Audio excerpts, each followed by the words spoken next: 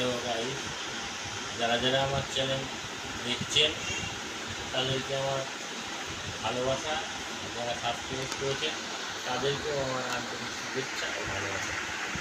তা আমি যেটা বলছি, কাল রথ, জগন্নাথের পুজো। তা আজ আমি জগন্নাথের মূর্তি রং করছি।